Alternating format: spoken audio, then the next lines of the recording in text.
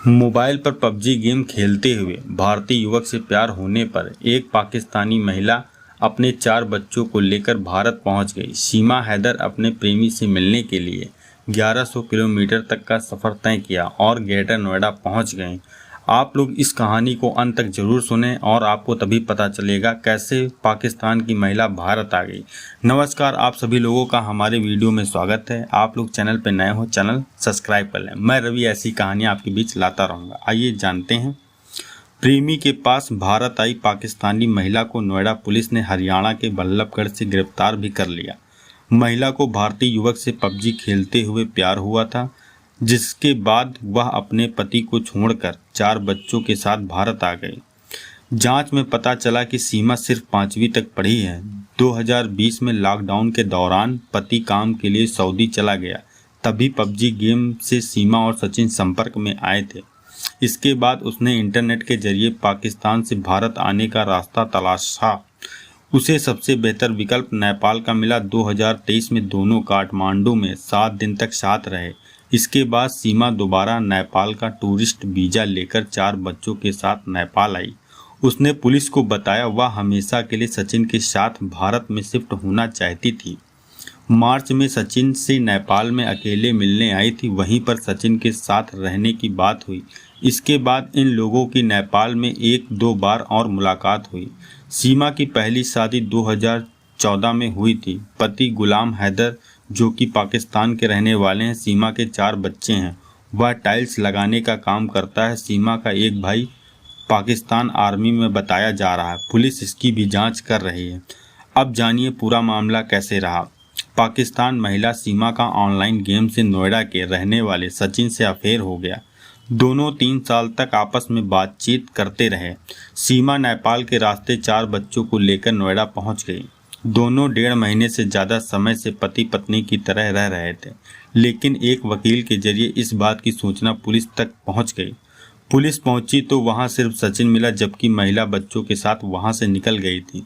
इसके बाद पुलिस ने महिला को पकड़ भी लिया। सीमा ने बताया, जब मैंने सचिन के साथ रहने का फैसला लिया तो बच्चों का वीज़ा पासपोर्ट बनवाने के लिए मेरे पास पैसे भी नहीं थे, लेकिन इंडिया आना था, इसीलिए कराची में ही अपना एक प्लाट 12 लाख रुपए में बेच दिया। इन पैसों से अपना और 4 बच्चों का वीज़ा पासपोर्ट बनवाया। इसके बाद एक ट्रैवल एजेंसी से संपर्क किया। ट्रैवल एजेंट ने नेपाल के 5 टिकट अरेंज करवाए। इसके जरिए मैं बच्चों को लेकर नेपाल पहुंची। नेपाल में 10 मई को पहुंचने के बाद मैंने वहां से दिल्ली के लिए बस पकड़ी। रास्ते में बस में सवार लोगों से हॉटस्पॉट के जरिए इंटरनेट कनेक्ट करके व्हाट्सएप कॉल के जरिए सचिन से बात करती रही। सचिन ने मुझे जेवर तक आने का पूरा रास्ता बताया। तब जाकर मैं दिल्ली के रास्ते सचिन के पास जेवर आई। यहाँ हम दोनों किराए के एक घर में साथ रहने लगे। मेरे साथ रहने की जानकारी जब सचिन के पिता को हुई तो उन्होंने शादी करने की सलाह दी। इसके लिए एक वकील से संपर्क किया। वकील ने मुझसे आईडी कार्ड मांगा तो मैंने पाकिस्तान का आईडी कार्ड दे दिया। इसके बाद मामला पुलिस तक पहुंच गया। पुलिस ने महिला और सचिन और उसके पिता को गिरफ्तार भी कर लिया है। आगे की कहानी पड़ोसी की जुबानी। जेवर इलाके के रूबपुरा थाने क्षेत्र में अंबेडकर नगर मोहल्ले में पहुंची यही पाकिस्तानी महिला सचिन के साथ गिर जेस जाटो के मकान में किराए के कमरे में 50 दिन से रह रही थी। हालांकि जब मकान मालिक से महिला के बारे में पूछा तो उसने कुछ भी बताने से इनकार कर दिया। उसने कहा मामला पुलिस में है। आसपास के लोगों ने सचिन और पाकिस्तानी महिला के बारे में पूछा। लोगों ने नाम न बताने की शर्त पर कई ऐसी बातें बताई जो उन्हें भी खटक रही थी। महिला की भाषा बिल्कुल अलग थी। लोगों ने बताया कि सीमा और उसके 4 बच्चों को लेकर रूबपुरा का सचिन मीणा अम्बेडकर नगर मोहल्ले में बड़े आराम से रह रहा था, लेकिन दोनों की आपस में बातचीत और उसमें महिला की भाषा लोगों को कुछ अजीब लग रही थी। लोग ना चाहकर भी उसकी हकीकत जानने को उत्सुक थे। महिला का घर से बहुत कम ही बाहर निकलना भी लोगों को सोचने पर मजबूर करता था। सचिन ने बताया था कि शादी बहुत पहले हो चुकी है, अब अलग शिफ्ट होना है। एक पड़ोसी ने बताया सचिन को हम लोग बहुत पहले से जानते थे, इसीलिए उस पर भरोसा था। 11 मई की दोपहर सचिन महिला और 4 बच्चों को लेकर आया था। उसने बताया था कि उसकी शादी काफ़ी पहले हो गई थी, अब फैमिली के साथ अलग शिफ्ट होना चाहता हूँ, इसीलिए अलग कमरा लेकर रहने आया हूँ।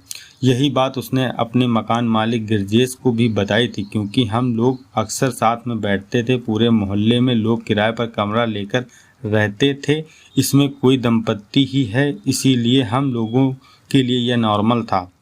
बहुत ज़्यादा रिजर्व रहते थे दोनों। पड़ोसी ने बताया सचिन रोज मंडी जाता और शाम को घर आता था। इस दौरान महिला को शायद 1-2 बार ही हम लोगों ने बाहर आते जाते देखा। कभी कोई ज़रूरत हो तो सचिन दोपहर में आ जाता और उसे सामान देकर फिर चला जाता था, जबकि इतना रिजर्व कोई शादीशुदा दंपत्ति कम ही रहते थे। बच्चे मोहल्ले में खेलने आए तो डांट कर ले गई।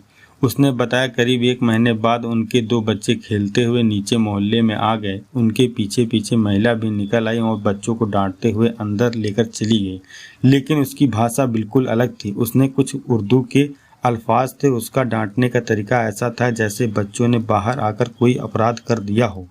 फिर वह कमरे में जाकर भी बच्चों को काफ़ी देर तक डांटती रही। उस दौरान वह अपने देश की भाषा बोल रही थी, बच्चे भी उसी भाषा में जवाब दे रहे थे। सचिन बोला, दोबारा बाहर गए तो तुम्हारे देश छुड़ाऊंगा। पड़ोसी ने बताया इसके बाद शाम को जब सचिन आया तो उसने भी बच्चों को काफ़ी तेज तेज डांटा। उसके कमरे की खिड़की से साफ आवाज़ सुनाई पड़ती है। वह कह रहा था कि दोबारा मोहल्ले में खेलने गए तो तुम लोगों को तुम्हारे घर छोड़ आऊँगा, जहाँ से कभी लौट नहीं पाओगे। उसने महिला से भी कहा, इन्हें ये बात इनके देश की भाषा में समझा देना। यह सुनकर हम लोगों को कुछ शक होने लगा। एक दिन मैंने सचिन को बुलाया और पूछा, किस देश से बहू लाए हो?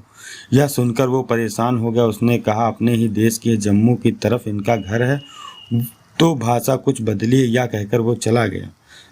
29 जून को जब बकरीद मनाई गई तो शक हुआ। पड़ोसी के मुताबिक 29 जून को सचिन और महिलाओं ने बच्चों के साथ बकरीदी मनाई, तो हम लोगों को शक गहरा गया, क्योंकि सचिन हिंदू है, वह बकरीदी क्यों मना रहा है। उसके छत पर खेल रहे थे बच्चे जो नए कपड़े में थे। इसके बाद शाम को महिला भी घर से बाहर निकली थी। इसके बाद 30 जून की शाम को हम लोगों ने पुलिस को सूचना दी, लेकिन पता नहीं कैसे उसे इस बात का पता चल गया।